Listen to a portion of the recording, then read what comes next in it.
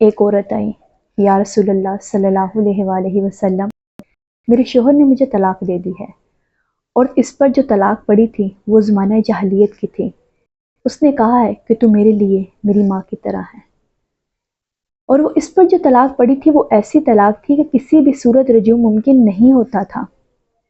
جب ان کے شوہر نے ان کو طلاق دے دی تو وہ پریشان ہو کر اللہ کے نبی صلی اللہ علیہ وسلم کے پاس حاضر ہوئیں۔ اللہ کے نبی گھر پر ہی تھے۔ حضرت عائشہ صدیقہ ان کو کنگھی کر رہی تھی، کہنے لگی، یا رسول اللہ صلی اللہ علیہ وسلم، میرے خاوند دوست نے مجھے طلاق دے دی ہے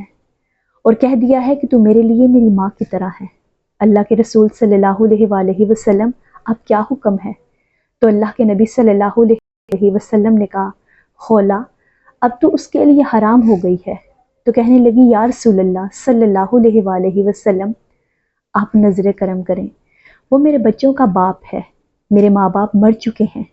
میں کس کے سہارے جیوں، اور میرے بچے ابھی چھوٹے ہیں، بچوں کو کہاں سے پالوں؟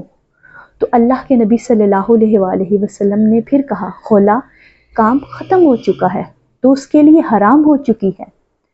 اب اس نے پھر کہا، یا رسول اللہ صلی اللہ علیہ وسلم، آپ نظر ثانی کریں، میرے بچے ابھی چھوٹے ہیں، میرے ماں باپ بھی مر چکے ہیں، میں اور میرے بچے کس کے سہارے جئیں گے؟ جب خولا نے تیسری مرتبہ بھی فریاد کی تو اللہ کے نبی صلی اللہ علیہ وسلم چپ کر کے بیٹھ گئے کہ مانتی تو ہے نہیں۔ جب اس نے دیکھا کہ اللہ کے نبی بھی نہیں سن رہے تو اس نے کہا، اچھا آپ نہیں سنتے تو میں آپ کے رب کو سناتی ہوں۔ اور خولا نے آسمان کی طرف ہاتھ اٹھائے اور کہا، اے میرے رب، میرے چھوٹے چھوٹے بچے ہیں، میں اپنے پاس رکھوں تو روٹی کہاں سے کھلاؤں، اور اگر شوہر کے دے دوں تو شوہر ان کی تربیت نہیں کر سکے گا، کیونکہ تربیت کرنا ماں کا حق ہوتا ہے۔ ابھی اس کے ہاتھ نیچے نہیں اترے تھے کہ اللہ کے نبی پر وحی ہوئی، اور جب وحی ختم ہوئی تو آپ نے آنکھیں کھولی اور مسکرا پڑے اور کہا، خولا، مبارک ہو، اللہ نے تیرے حق میں فیصلہ دے دیا ہے، اور اللہ نے اسے حدیث کا نہیں بلکہ قرآن کا حصہ بنایا، تاکہ قیامت تک ہر لڑکی پڑھے اور دیکھے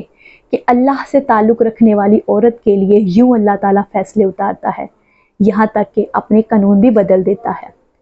بے شک اللہ نے عورت کی بات سنی جو تم سے اپنے شوہر کے معاملے پر بحث کرتی ہے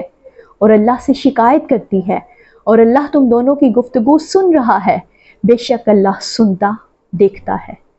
اللہ نے خولا کو بڑی عزت دے دی قرآن میں، اور صرف ایک آیت میں نہیں بلکہ پورے 2 رکوع اتارے، اور اللہ نے کہا، ہاں ہاں میرے محبوب، جب آپ اور خولا آپس میں تکرار کر رہے تھے، آپ انکار کر رہے تھے، وہ ہاں کروا رہی تھی، میں خود تم دونوں کی عدالت میں موجود تھا، آپ نے تو نہ سنی، پھر اس نے مجھے اپنا دکھ سنایا، میں تم دونوں کے دلائل سن رہا تھا، آپ انکار پر تھے، وہ اقرار پر تھی، میں خود تم دونوں کی عدالت میں موجود تھا، اور میں نے خولا کے حق میں فیصلہ دے دیا اور اس طلاق کو باطل قرار دے دیا، اور اس کا جرمانہ رکھ دیا کہ غلام آزاد کرے یا 60 مسکینوں کو کھانا کھلاؤ تو یہ بیوی حلال ہو جائے گی۔ جزاک اللہ۔